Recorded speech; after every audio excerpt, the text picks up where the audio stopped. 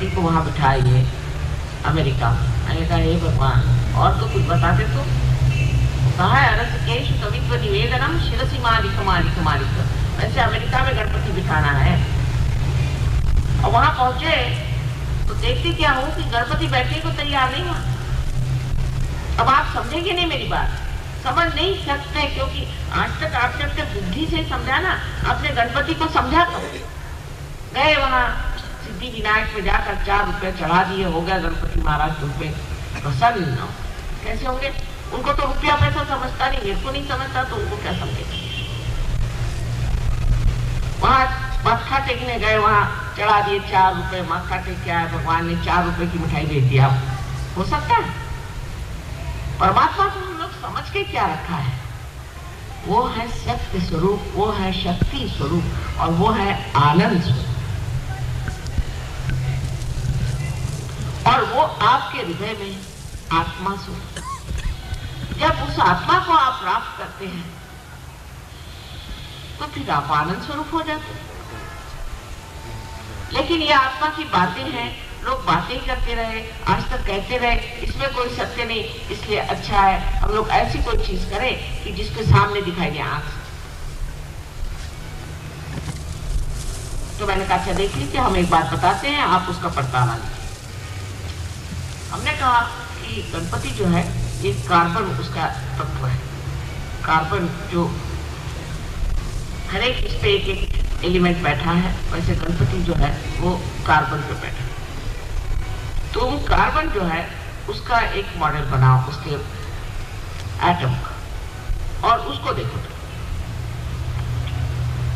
आप अगर उसकी लेफ्ट साइड देखिएगा तो आपको वहां पर स्वस्तिक दिखाई देगा, और राइट साइड में देखिएगा तो आपको ओंकार दिखाई देगा, और नीचे से देखिएगा क्रॉस दिखाई देगा। और अभी 2 साइंटिस्ट ने ट्राई किया और कहा आपने माँ बिल्कुल सही बात कही, ऐसा ही दिखाई देता। अब इन साइंटिस्ट लोगों ने पूछेंगे मुझे आकर के कि आपको कैसे मालूम? अब मुझे तो मालूम है ही, लेकिन मुझे अगर कैसे मालूम है ये अगर मैं आपको नहीं बता सकती हूँ तो कम से कम ये तो बता सकती हूँ कि आपको भी मालूम हो सकता है। अब जितने बड़े बड़े हो गए, कबीर हो गए, नानक हो गए, हमारे यहाँ ज्ञानेश्वर जी हो गए, तुकाराम हो गए, साउथ में त्यागराज जी हो गए, सबने गाया। और अनादि काल से गाते आए अपने देश में। इस देश का तो धरोहर ही है। मार्कंडेय के जमाने से हजारों 14,000 वर्ष पहले से उन्होंने शक्ति का गान गाया है, और मूलाधार में गणपति का स्थान बताया है। ये मूलाधार क्या है, ये गणपति का स्थान क्या है, इधर किसका ध्यान नहीं। सब कुछ हम लोग विलायत से सीखने वाले हैं। अरे भाई, उन लोगों को अभी कम से कम 100 जन्म लेने पड़ेंगे जब आपके चरणों तक आएंगे।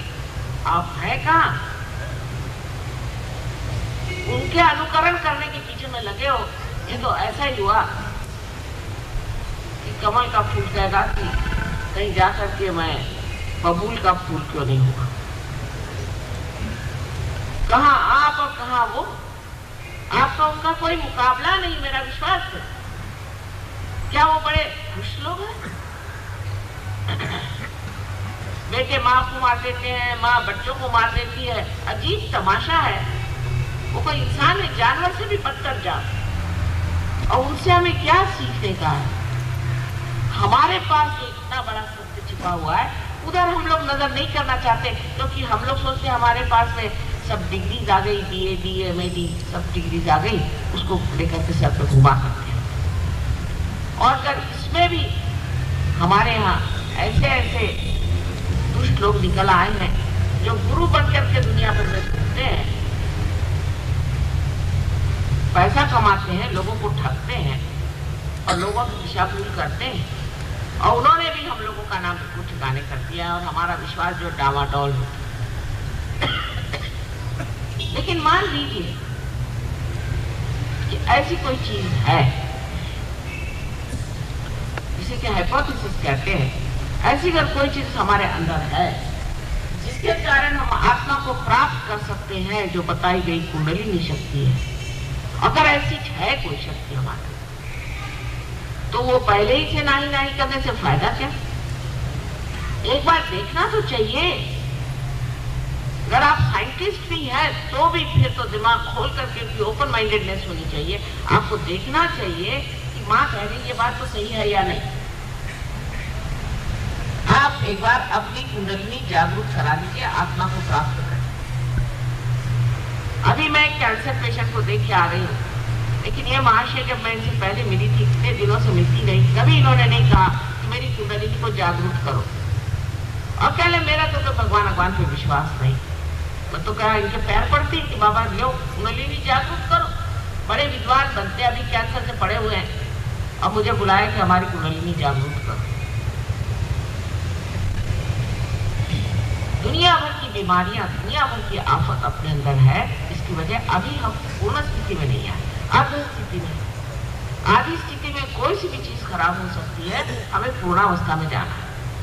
और उसके लिए आपके अंदर ये शक्ति कुंडलिनी की है। ऐसे हजारों वर्षों से हमारे लोगों ने बताया हुआ है। अभी ये जो गा रही थी वही सब गा रही थी, लेकिन क्या ये सब क्या झूठ बोलते थे? उन्होंने क्या कोई ब्राइबरी वगैरह करना का विचार किया था क्या? वो क्या सब बेकार की बातें थी?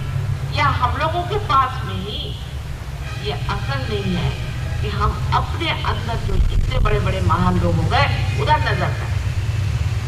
ये तो गुलामी की पकड़ हमारे अंदर है कि जो अंग्रेजी भाषा में लिखा है वही सब विद्वत्ता है, वही सब ज्ञान है और बाकी सब बेवकूफी है।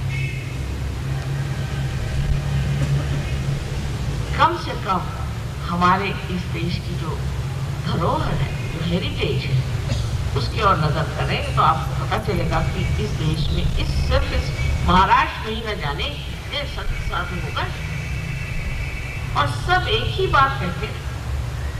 सबने एक ही बात कही, कहीं जाइए दक्षिण में जाइए तो एक ही बात, कहीं आप जाइए बिहार में जाइए तो कबीर ने यही बात कही, पंजाब में जाइए नानक साहब ने यही बात कही कि भाई अपने को चीनो, अपने को जानो, सबने कहा है। और अभी आप अंग्रेजी में बहुत सी किताबें पाइएगा जहाँ लिखा रहता है कि सेल्फ होना चाहिए। तो कैसे होना चाहिए? हम लोगों को तरीके और है कि भगवान को 4 पैसे जमाना। उनका सेल्फ फूड होने का मतलब है आप लेट जाओ और लेट करके रिलैक्स करो तो भगवान मिल जाएगी, और नहीं तो रास्ते पर दौड़ो। रास्ते पे दौड़ने से मिल जाती है, वो अपने से बढ़ती है। ऐसे पागलों के बीच में जब सहजों की बात की जाए तो लोग मुझे को पागल समझने लग जाएंगे। ये बात नहीं, लेकिन ये बात नहीं है।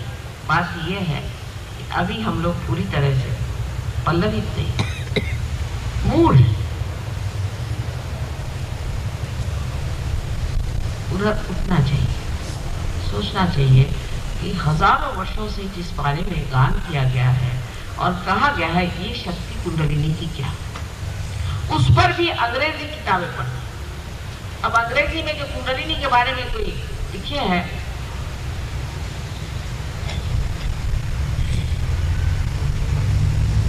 वो इतनी गलत बातें हैं कि वो उसमें सत्य जरा सा भी नहीं। एक साहब तो लिखते कि कुंडलिनी पेट में होती, मैंने कहा आपके सर में होगी।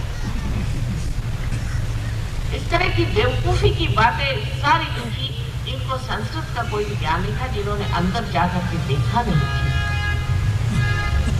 जहां वो कहते थे गणपति मूलाधार पे बैठा हुआ है, और यही गणपति जो है ये अपनी अबोधिता के कारण, इनसेंस के कारण हमारी शुद्धता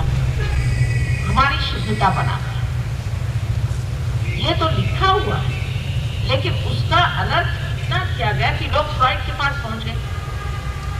ये हमारे अकल वाले लोगों का काम है। इसे मैं शुद्ध बुद्धि नहीं कहूँगी, ये प्योर इंटेलिजेंस नहीं है, ये नॉनसेंस है। क्योंकि अंग्रेजों ने कुछ लिख दिया, क्योंकि अमेरिकन ने कुछ लिख दिया, क्योंकि फलानी किताब मैंने पढ़ ली, इसलिए ये बात को मैं मानता हूं। आपने उसका अनुभव लिया है? आपने क्या अपने आत्मा का अनुभव लिया है? अंग्रेजी भाषा तो ऐसे ही चौपट है। आप जानते हैं कि आत्मा को भी स्पिरिट कहते हैं और शराब को भी स्पिरिट कहते हैं, और कोई मरा हुआ भूत हो उसको भी स्पिरिट कहते हैं। तो इनसे कौन झूठे? इनको कोई पवित्रता का मतलब मालूम है? इनको कोई ऑस्पिशियसनेस का मतलब मालूम है? ये क्या कोई भगवान की बात जानते हैं? इनसे कौन जूझे और कौन बताए? और आप लोग उन्हीं को जाकर बुलाइए, अपने बुद्धि को मानेंगे। आपके बुद्धि से आप जिस खाई में ये पड़े उसी खाई में जाके गिरे। इत्तेफाक है कि मैं इतने देश परदेश में रही, इत्तेफाक की बात। मैं कभी नहीं समझ सकती थी कि इंसान इतना गिर सकता है, इतना गया बीता हो सकता है, और बुद्धि का भ्रम इतना उसके अंदर है, और इतना जबरदस्त अहंकार कि जिसे कहते हैं जो चीज गलत, जो बिल्कुल ही अपवित्र है, जो अधार्मिक है, उसी को धर्म समझ लेना, उसी में रत रहना, उसी में समय बर्बाद। आत्मा का तत्व हमारे अंदर निश्चल रहता है, हिलता नहीं, और वो क्षेत्र को जानता है, वो सब जानता है। जब तक हमारा चित्त आत्मा से आलोकित नहीं होता है तब तक उसमें चल भी चलता है, पर जैसे ही आत्मा से आलोकित हो जाता है वैसे ही आनंद की लहरियां, सौंदर्य लहरियां जिसका वर्णन किया गया, बहना शुरू, हाथ से बहना शुरू होता है। वहां शब्द इस्तेमाल करते हैं वाइब्रेशन, वो करते हैं, लेकिन वाइब्रेशन का मतलब क्या? वाइब्रेशन मैंने कोई भी चीज हिली उसका नाम वाइब्रेशन थोड़ी है।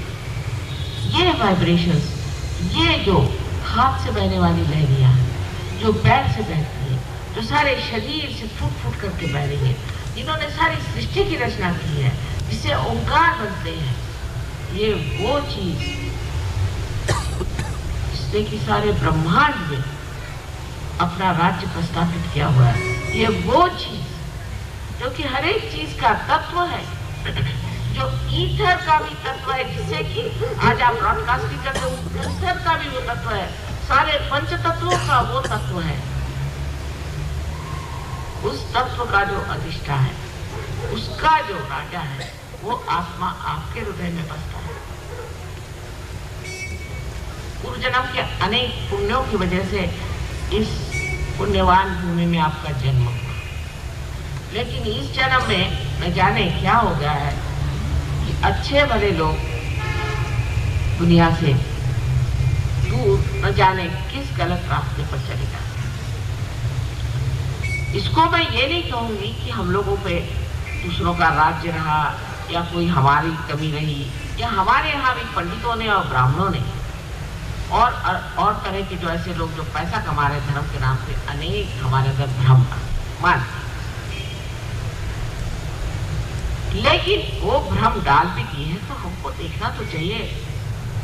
धर्म के नाम पे अत्यंत अत्याचार हुए मान, इसलिए बहुत से लोग कहते हैं हम भगवान पे विश्वास नहीं करते, लेकिन जो सत्य है उसको पाने की ओर हमारी दृष्टि होनी ही पड़ेगी। आज ऐसा समय है कि इस समय अगर आप चूक गए तो न जाने किस संकट में आप फंस जाइए। इधर कैंसर खड़ा है, उधर में भूखमारी पड़ी हुई है, उधर में आतंक पड़ा हुआ है, दुनिया भर के हाहाकार चारों तरफ है। इस वक्त कमल जैसे जब तक आप इस कीचड़ से बाहर नहीं निकलेंगे और कोई तरीका आपके पास नहीं है, और वो निकलने का तरीका आप अपनी बुद्धि से नहीं लगा सकते। बुद्धि से परे परमात्मा का जो अनंत आशीर्वाद हमारे अंदर आत्मा स्वरूप है, उसी से आप पा सकते, और आपके अंदर ये आत्मा विराजमान है। पहली बात, उसको प्राप्त करने की शक्ति आपके अंदर है और वो सहज ही होती है, लेकिन बुद्धि इसको मानती है। और बुद्धि का दूसरा भी एक लगाव है बड़ा भारी, जहां हम अटक जाते हैं, वो ये कि लोग कहते हैं कि माता जी ये आप ही क्यों करते हैं। मैंने कहा भाई आप करो, बड़ा अच्छा, मैं तो घर बैठा। आज सवेरे से आप मेहनत करते करते किसी तरह से यहाँ पहुंचे, लेकिन पहुंच गए क्योंकि आप लोग चाहते हैं कि आपका आत्म साक्षात्कार। और ऐसे भी लोग हैं वो सोचते हैं कि नहीं माता जी तो आपसे कोई हमारा लेना देना नहीं, आपसे हमें कोई पैसा नहीं चाहिए, हम आपको, आप हमें देंगे, हम तो यहाँ देने को बैठे हैं, आपको मत देख नहीं सकते, कुछ भी नहीं दे सकते। पहला हिसाब लगा। कोई ऐसा इंसान आपने देखा भी नहीं होगा कि जो कुछ भी नहीं लेना चाहता और इतनी मेहनत करता है। तो समझिए कैसे ड्रामा है, समझिए। तो लेने में क्या हर्ज है साहब?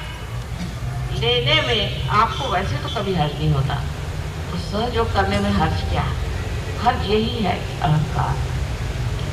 बुद्धि के ऊपर एक अहंकार ऐसा जड़ता से बैठा हुआ है, और वो भी है ये जो सुशिक्षितता है, उस बड़ी बड़ी पंडित मूर्ख है जो कबीरदास जी ने कहा था, वो आप आजकल देखें, और यह महामूर्खता का लक्षण है। और वही आज आप देख सकते हैं कि सब कुछ होते हुए भी आज वो समाज सहयोग को प्राप्त कर रहा है जो देहातों में रहे। चिट्ठी आती है, हम तो आनंद के सागर में तैर रहे हैं, माँ हमने तो हमको सब कुछ दे दिया, सस्य श्यामला भूमि में हमारी खेती लहरा रही है, सुंदर, हम तो कुछ करते नहीं, सब अपने आप हो रहा है, परमात्मा वास्तव काम कर रहे हैं, सब तुकाराम बन गए। लेकिन शहरों में बड़ा प्रश्न खड़ा हो, उसकी वजह है ये अविद्या जो सीख ली, उस अविद्या के कारण हमारे अंदर महान घोर अंधकार अहंकार आ गया। अहंकार से परे परमात्मा का वास। अहंकार तो एक आपकी छाया है जो कि सत्य भी नहीं है। अहंकार आपकी छाया मात्र है। जैसे कि आप प्रकाश से दूर खड़े हो जाइए, आपकी छाया, लेकिन आप प्रकाश के नीचे खड़े होइए तो कोई छाया नहीं आएगी। इस अहंकार से जूझने से नहीं होता है। अभी यहाँ पर एक बता रहे थे कि कुछ एक नई चीज निकाली, नई EST करके कुछ निकाली है, उसमें क्या लगा कि आप अहंकार आपके अंदर हो गए। यानी प्रदेश में ये विचार है कि हमारे अंदर अगर अहंकार आ जाए तो हम बड़े यशस्वी हो जाते और फिर नाक के बल गिर भी जाते। लेकिन जब आप आत्मा को प्राप्त करते हैं तो यश आपके पैरों में, सिद्धियां आपके पैरों में, आप योगी जन हो जाते। योगी की व्याख्या नहीं की जा सकती, अमर्याद चीज है वो, उसकी कोई मर्यादाएं नहीं बात सकती। आपका जो जीवन के और लक्ष्य है या आपकी जो धारणाएं हैं वो सब बदल जाए, एटीट्यूड्स बदल जाए। सहयोग में हम कोई सिस्टम नहीं बनाते कि 4 बजे उठना है, घड़ी देखो, उठ के बैठे, नाक दबा के बैठो, कोई सिस्टम नहीं। सिर्फ आपकी धारणाएं बदल जाती हैं, आपके तरीके बदल जाते हैं, आपके लक्ष्य बदल जाते हैं अपने आप से। लेकिन कोई जबरदस्ती आप पर नहीं। एक ही जबरदस्ती है, प्रसन्न रहिए, प्रसन्न चित्त, बस एक ही जबरदस्ती है, एक ही मांगना है कि अपने से नाराज नहीं है, अपने प्रति दुष्ट न रहिए, अपने से संतुष्ट रहिए, अहंकार नहीं करना, लेकिन अपने से संतुष्ट रहिए, प्रसन्न चित्त रहिए, बस। बाकी कोई भी आपके ऊपर में कोई चीज लादी ना, तो ऐसा ही हुआ कि कोई अगर वृक्ष बढ़ रहा है जीवंतता से, उस पर कोई चीज आप ला दीजिए।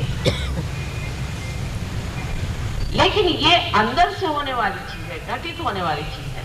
समझ लीजिए कि हम इस फूल को खींचे या तोड़े या इसको कुल्फी करें, मशीन में डालें, इसका फल नहीं हो जाता।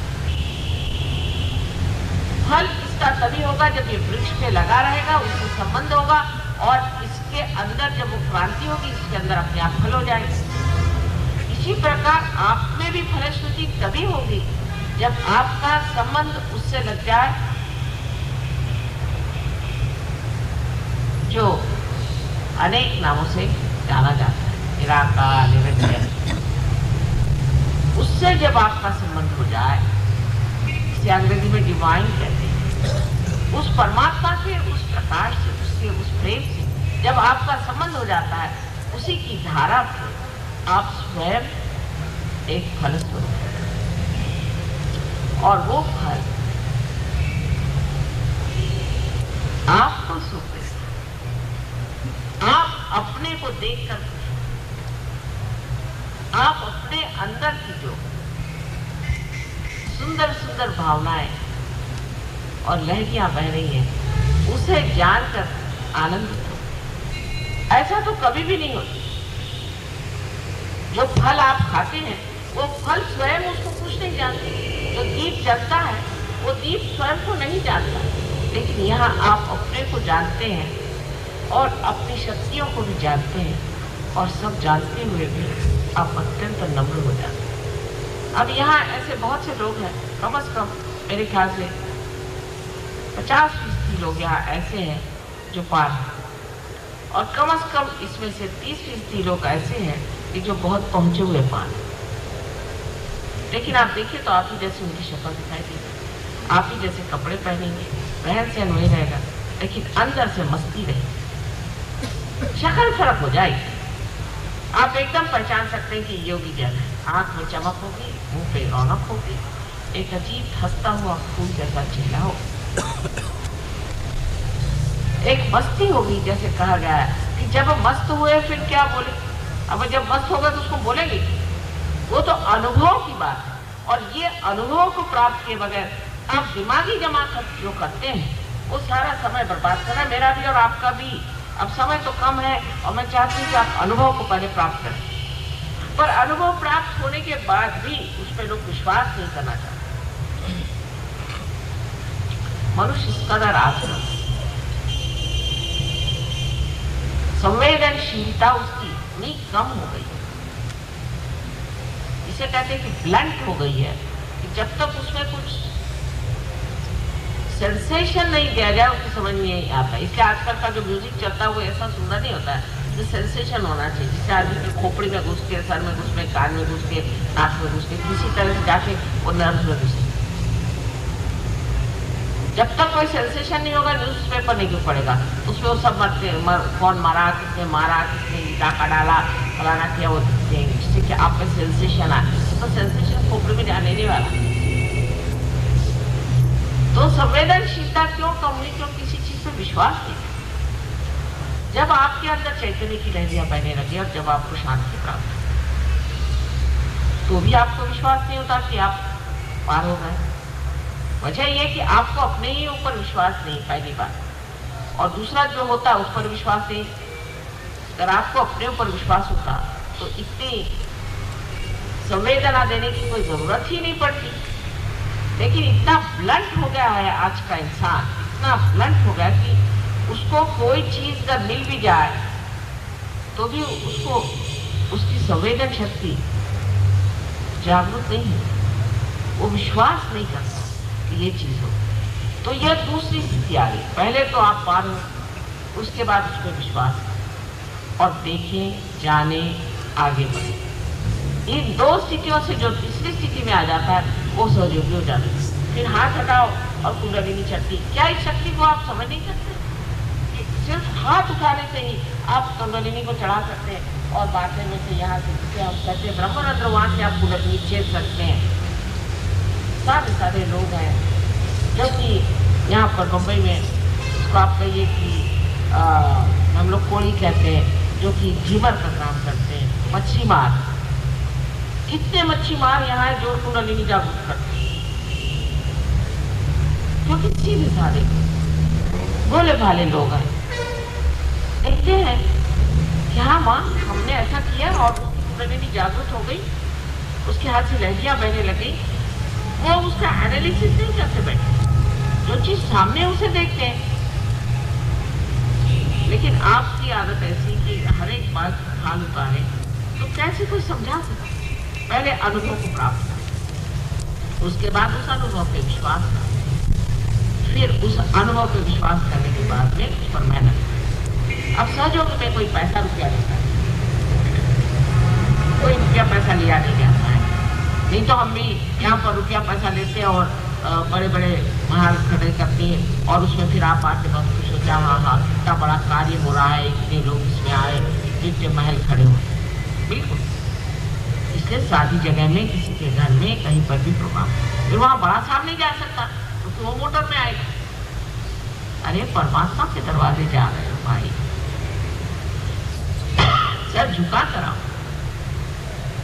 वो मोटर में है, बड़ा साहब है, वो नहीं अंदर आ सकता, वो सहयोग को प्राप्त नहीं होगा, तो बैठा रहा मोटर में। परमात्मा के अगर मोटर में बैठना है तो पांव से जूता उतार करके सर झुका कर